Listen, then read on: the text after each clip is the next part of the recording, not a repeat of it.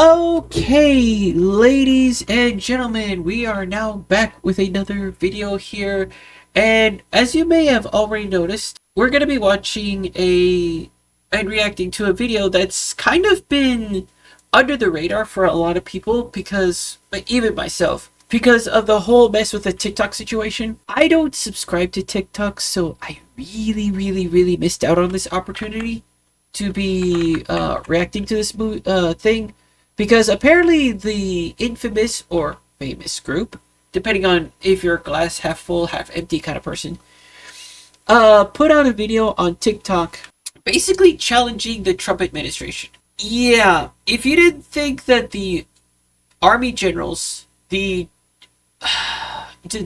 United States Supreme Court justices were bad, the rest of the the normal people are now getting mad. Maga now falling apart. We also have an infamous or famous hacker group really getting into the picture. And we also have like a bunch of rappers too, like doing their own thing, like Eminem, what's it called, 50 Cent, all those like rappers too.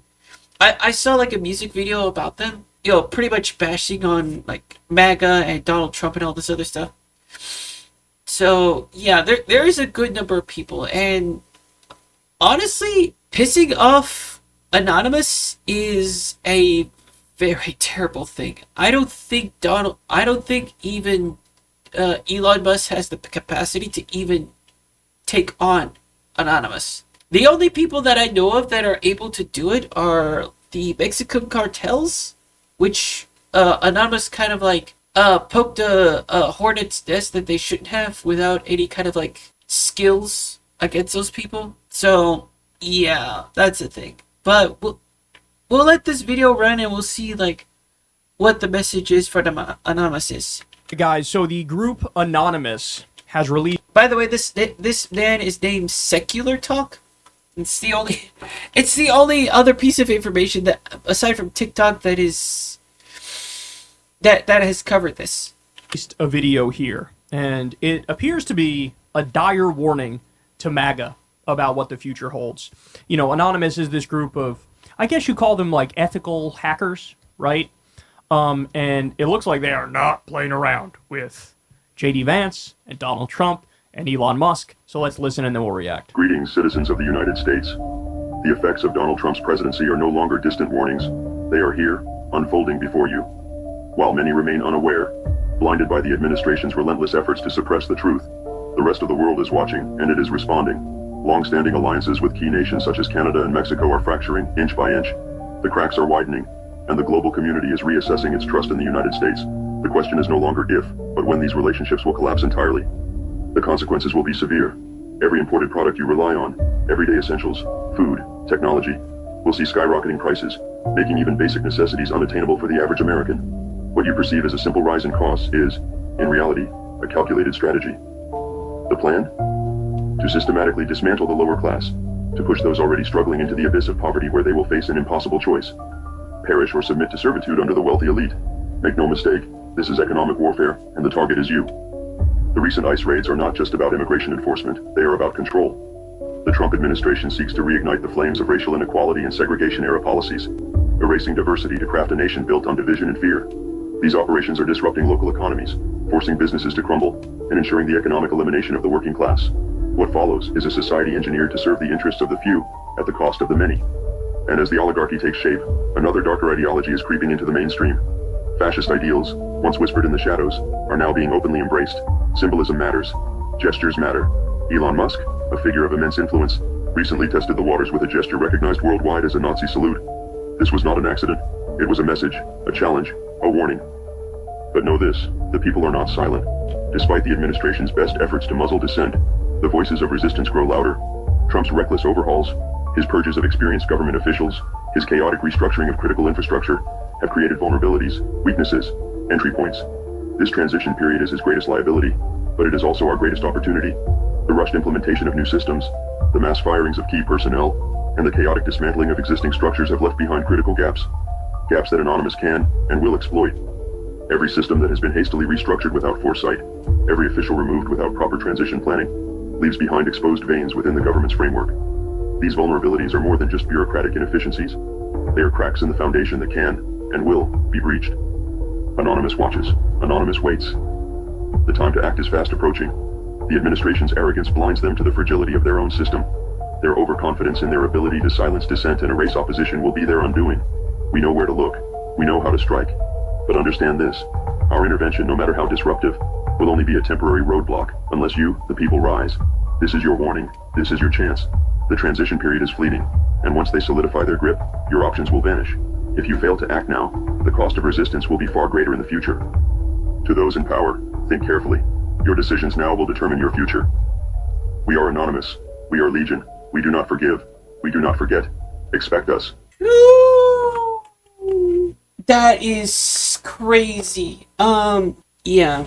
That's the whole video right there from TikTok. When you piss off the wrong people, you are going to really gonna be in a world of pain. I surely hope that Anonymous doesn't really do anything too crazy. From what I understand, they've, taken on the cartels and they made a mistake, obviously, because they were unprepared for the retaliation from those people. But, yeah, the way things are right now, it's just crazy. Especially since Donald Trump has actually said, oh, okay, everybody has to return to the office. Remote work has been a thing ever since, around Facebook started? If I'm not mistaken. Well, it's been ever evolving and expanding, right? The old ideals of education doesn't adhere to the mental differences within people. We have a lot of people who are just, got a lot of mental disorders and stuff like that. And thanks to RFK Jr., he thinks that they're caused by vaccines, which is not the case. It is never the case.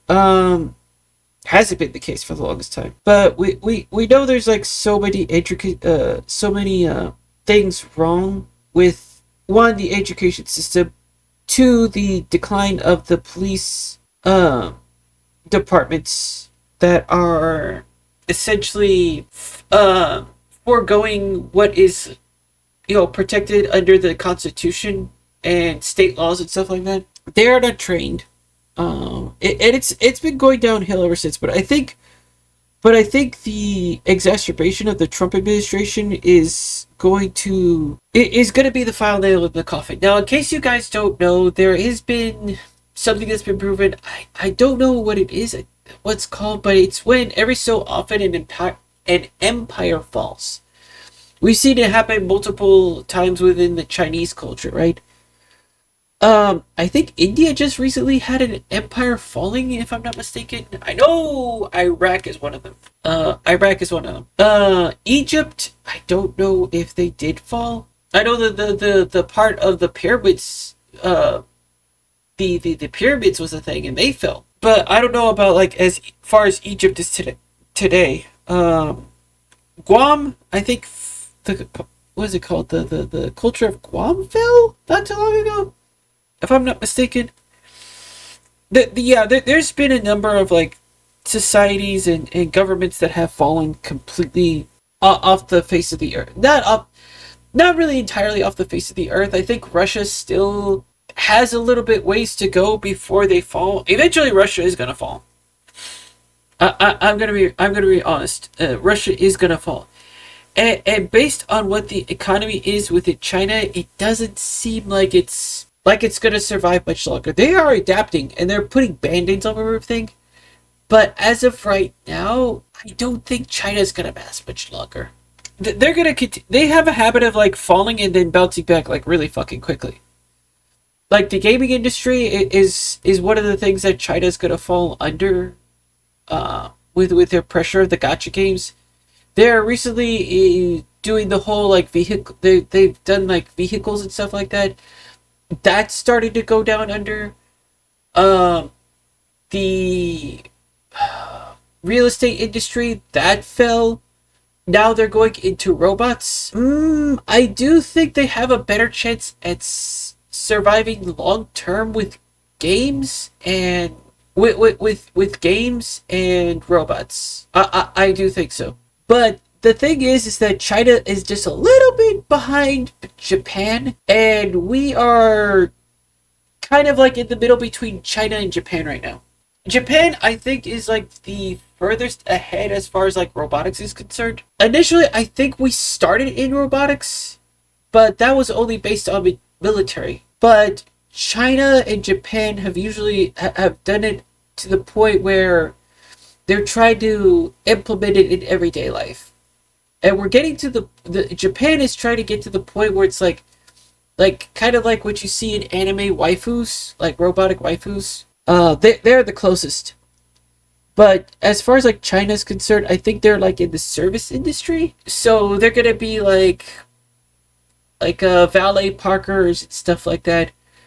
But the Japanese, I think, are gonna be like the human emotion type of robots. And the US is gonna use robots for militaristic purposes. So that's the thing. But besides the point, I mean, the US is falling. As it's I'm surprised it started to fall after about 300 years. Yeah, after about almost 300 years. But looking back on the history of how like the United States began, it doesn't come as a surprise. Honestly, it doesn't come as a surprise. If you really think about like how the United States began, it's not a surprise that we started falling as an empire this quickly, this early. It wasn't really a surprise. I had a feeling something like this was going to happen, but to be quite honest, I was thinking it was going to end. I was not surprised that the empire of the United States was going to fall quickly, but not this quickly. I was thinking maybe they would have lasted about 500 years at minimum, but 200 to 250 to 300 years? That's kind of quick, man. That's kind of quick. So, yeah. I don't know where we're gonna go from here, guys. I mean, honestly, if we don't fight back, not militaristically. Some people are gonna take the militaristic approach. I really have no plans whatsoever as to what the heck I'm gonna end up doing. So I'm just gonna like run it by ear.